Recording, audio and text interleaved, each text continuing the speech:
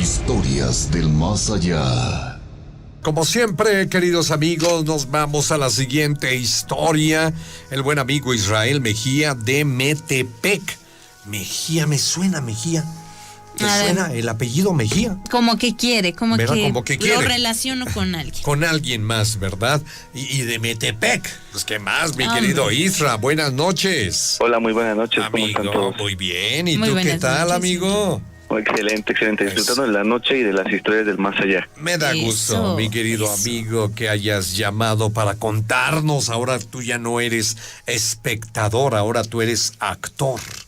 Cuéntanos la historia, gracias. mi querido Israel. Adelante. Claro que sí, bueno. Es referente al autor que acaban de pasar, bueno, hace unos minutos, Sí. Edgar Allan Poe. Sí. Hace muchos años yo leí ese libro, un libro que se llama Narraciones Extraordinarias. Eso, narraciones extraordinarias. Precisamente fue uno de los primeros libros que leí en la vida. Muy bien. Y bueno, pues a mí me dejó impactado precisamente una historia Sí. donde habla precisamente de las personas que hace muchos años eran enterradas vivas. Uh-huh. Y bueno, hay un relato muy espeluznante de un general Ajá. que, bueno, pues se cayó del caballo y pues entró en un estado como catatónico, Catatónico, sí. el cual, bueno, bien. pues mostraba que no tenía vida. Uh-huh. En aquel entonces, bueno, pues la medicina no estaba tan avanzada. Uh-huh. Tenían que hacer ciertas pruebas, pero no eran tan efectivas para determinar si la persona estaba clínicamente muerta. Ok. Y bueno, pues resulta que este general al parecer fue enterrado vivo. Uh-huh. Y bueno, todo esto lo relaciono precisamente porque hay precisamente neurotransmisores en nuestro cerebro, los cuales se disparan, como la dopamina, por ejemplo, Uh-huh. que son neurotransmisores que hacen que el cuerpo se relaje, y precisamente también otro neurotransmisor como la melatonina, responsable del sueño. Total que bueno, esto es espeluznante para mí porque ¿Cómo no?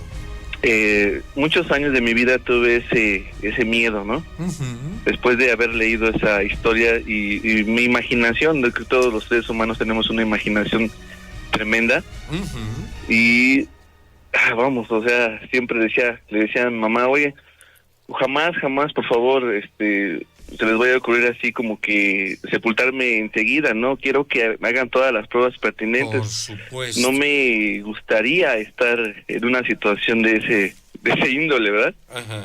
Y esto, viendo un poquito la biografía de Allan Poe, donde pues él sentía ese terror también, ese miedo por ser enterrado vivo, al tal grado que él llegó a crear féretros con respiración, inclusive con víveres, e inclusive crear su propio ataúd, el cual llevaba un conducto hacia el exterior con una campanilla para avisar que él estaba vivo, que él había despertado. Uh-huh. Imagínense digamos el miedo tan grande que tenía. Claro. Uh-huh. Y es un maestro hace muchos años de la primaria nos contaba también historias de personas que fueron sepultadas vivas. Ajá. Y también nos comentó algo muy interesante que tiene que ver mucho con la tradición o costumbre de velar a la gente. Uh-huh. Se velan, me parece, 2 días o 3 días, me parece, hasta determinar la muerte, ¿no? Ajá. Nos decía que se puede asociar precisamente que la gente es velada precisamente debido a que un tiempo estuvo mucho tiempo siendo enterrada viva mucha gente. Mira. Entonces hay muchas películas, por ejemplo hay una película muy espeluznante también que se llama La serpiente del arco iris. Cierto. Donde precisamente ahí en Haití o por allá, Uh-huh. por Haití. Sí. Efectivamente. Había gente que se dedicaba a través de la brujería, Sí. y a través de precisamente de encontrar sustancias que provocaban al cuerpo un estado de adormecimiento parecido o similar a la muerte. Uh-huh. Entonces, es algo sumamente espeluznante y sumamente terrorífico encontrarse en una de esas situaciones. Entonces, imagínate, mi querido amigo. Sí, o sea, y Edgar Allan Poe, precisamente, hasta la fecha su muerte sigue siendo un misterio. Ajá. Hay una película muy interesante de él, no recuerdo cómo se llama, es muy actual, muy actual sí la película. Sí. Pero inclusive dándome a la tarea de, no sé, investigar un poquito más, o no sé si investigar de manera morbosa, pero una vez en un panteón por aquí, en un poblado cerca de Metepec, donde es originario mi padre, hubo necesidad de cambiar los cuerpos de la gente que estaba sepultada, pues a modo de, no sé, de acomodarlos, qué sé yo, una situación de ese estilo. Y tuvieron que desenterrar varios cadáveres, encontrando ciertas situaciones un tanto espeluznantes, como ropa, no sé, cuerpos en situaciones poco comunes. Se dice que nuestro cabello, nuestras uñas siguen creciendo después de que nosotros morimos. Sí. De eso no estoy muy seguro. Ajá. Entonces ustedes me tengan una información de eso. Ajá. Oye, Isra, yo te quiero hacer una pregunta, querido amigo. Una prueba para saber si una persona ya murió.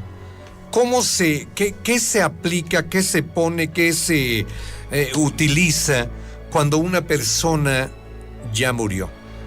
Tú no sabes cómo podemos saber, o lo sabes, cómo podemos saber si una persona ya murió. ¿Qué utilizaríamos? Buena pregunta. Bueno, hasta ahora lo que podemos, la tecnología nos permite, puedes ver los signos vitales. Antes se utilizaba inclusive un espejo para ¡eso! Quería que llegaras. ¿Por qué?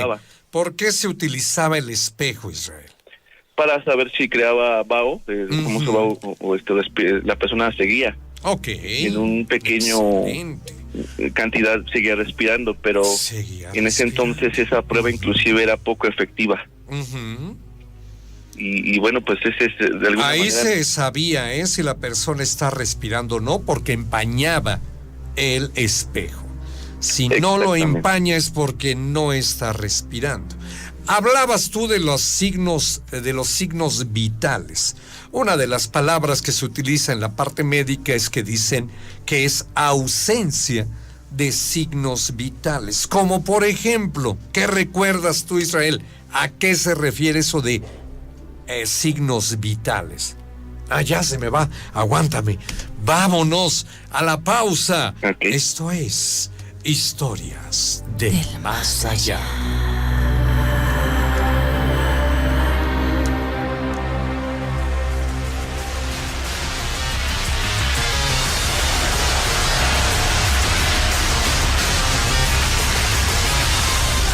Gracias por acompañarnos. Recta final de su programa Historias del Más Allá. Muy interesante la plática con Israel Mejía.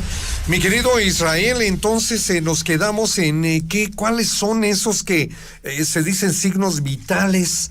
La ausencia de signos vitales determina clínicamente la muerte de la persona. ¿Cuáles son los que tú recuerdas, mi querido Israel? Bueno, los que médicamente yo sé que checar el latido del corazón. Exacto, el pulso la respiración, cardíaco. Ajá. Más que nada, y bueno, eso ya más a profundidad, lo que es una prueba, pues determino yo que el cerebro, ¿no? Checar, no sé, pero finalmente el cerebro puede morir y ya no tener vida, me refiero al cuerpo como tal, ¿no? Hasta que deja de funcionar el corazón, ¿no? Sí. Ahí ya cuando dices ya no hay latido cardíaco, ahí ya se determina cuando la persona muere. Y obviamente el pulso cardíaco, la respiración, ausencia de signos vitales, esto determina la muerte de la persona. Exacto. Y eso es lo que se hace, se lleva al cabo, ¿verdad? Sí, yo he sabido de situaciones en cuanto a estados de coma. Sí.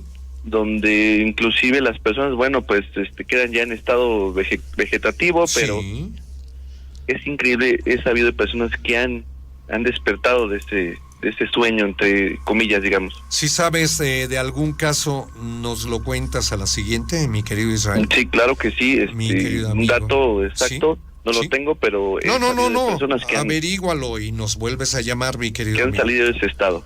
Vientos. Isra, pues muchas gracias, amigo. Gracias a ustedes y bueno, pues estamos al pendiente aquí de todas las historias Ándale. tan espeluznantes que se Gracias. cuentan. Cuídeseme mucho, Isra. Pase bonita noche, amigo. Bonita noche. Gracias. Gracias. Bye. Buenas Hasta noches. luego. Historias del más allá.